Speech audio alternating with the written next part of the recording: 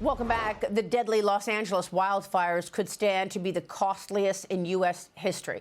Insured losses expected to exceed $20 billion, according to J.P. Morgan.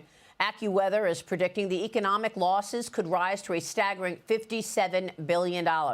More than 10,000 buildings have now been destroyed, at least 5,300 damaged in the Pacific Palisades neighborhood alone. That fire being called one of the most destructive natural disasters in city history, burning up nearly 20,000 acres. That's about the size of New York City. New devastating video shows entire blocks of homes turned to rubble. President-elect Donald Trump responded yesterday. I've never seen anything like that, devastation. And we're talking about homes that cost $200, $300, $400 million. Nobody's ever seen anything like it. People that, and very influential people worldwide. I don't know that they ever go back either, because, you know, they weren't happy with California. They weren't happy with Gavin Newsom. They weren't happy with their whole lifestyle there, with the crime being out of control, all the other problems. They were not happy. And it's going to be very interesting to see whether or not they're going to build, or whether somebody else is going to build and build a much lesser home. Joining me now is Pierre Debbas. He's managing partner, Pierre Debbas. Pierre, great to talk with you. Thanks very much for being here. How would you assess this situation? How long would it take for the Pacific Palisades real estate market to rebuild, in your view? Thanks, Maria. It's great to see you. It's going to take several years, and really the biggest question that the homeowners are going to have to face are, what's their insurance coverage? You know, if I had to estimate, I would say roughly 50% of homeowners in the California region do not have adequate insurance to rebuild their homes at full cost.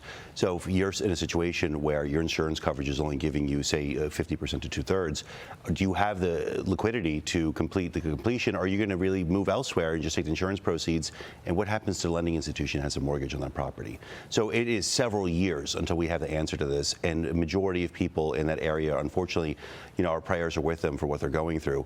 But economically speaking, you know, it's going to continue to be an unfortunate story. Well, I mean, there will be an immediate federal response. The Small Business Association disaster loans to those impacted by these wildfires. But Cheryl, the homeowners are looking to the state for help. Jump in here. Well, because so California has, it's called FAIR, and FAIR is the backup, insurance program. But that, correct me if I'm wrong, Pierre, but that is, there's no way that all of these claims, if they go to FAIR, can possibly be covered. FAIR is going to be underwater in 3 days when these claims start to get filed. Isn't that correct? There is no way FAIR has the budget adequate enough to replace all the insurance companies in this region. There's absolutely no way. And that's the problem, is that, you know, how are we going to hold insurance companies accountable to provide fair coverage to the consumer? And the government's not going to be able to step in and to meet the delta entirely. It's going to be virtually impossible. I don't even think FEMA is funded adequately for something like that. Well, that's right, because the next step will be from a federal level, will be the enactment of disaster legislation, not just to pay for the rebuilding of infrastructure, but also to pay for emergency housing and replenish FEMA. FEMA is out of money, which we learned just last year, that it's not sufficient to actually handle what we're talking about. 1,600 Pacific Palisades homeowners lost their property insurance last April after the State Farm canceled thousands of policies across the state. So why did that happen, Pierre? Tell us about the challenges that these specific homeowners will face as they try to rebuild. Well, if you look back in the last couple of years, we've had a tremendous uptake of natural disasters in America. It's really unfortunate when you look at Hawaii and the Sun Belt. Insurance companies saw this. Insurance companies want to mitigate risk. And what's the easiest way for them to mitigate risk? To exit high-risk markets. And it's really a shame, because it is impossible already today to find, prior to this, you know, horrible event, to find insurance in these areas. What's going to happen 6 months from now? These areas will be completely uninsurable. And what does that mean? That means you cannot transact. Banks will not lend on a home that doesn't have insurance. And I don't know, any homeowner would want to pursue an investment without having adequate insurance. So these regions will become deemed to become completely uninsurable at some point. It's so heartbreaking to think of those people who acquired their home through inheritance. Right? They inherited this incredibly beautiful home and have been living there, and now the home is burned to the ground and everything in it is gone.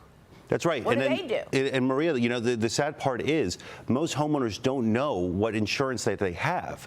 You know, in reality, your average homeowner who buys a home is looking for the lowest cost insurance. They're not really going through a policy to see what's my full replacement coverage. So a lot of these homeowners, especially the ones who've inherited these homes, usually have a less vested interest even, there's no chance that they have insurance to fully rebuild these homes. There's no chance whatsoever. Oh. Yeah.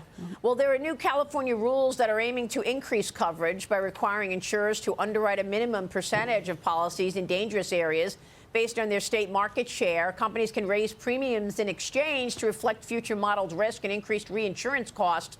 But rates will also likely increase statewide following the disaster, Pierre. Well, so if we're talking about higher rates, that's also going to underline this notion that inflation will get stoked. Oh, this completely compounds affordability crisis in America. Yeah. When you look back now, we're taking, you know, the last 4 or 5 years. You've had prices go up 50 to 100% in most of these areas. Wow. And you've had interest rates go from 2.7% to 7%. Now you're going to have insurance premiums go up roughly 4x from what they were a couple of years ago.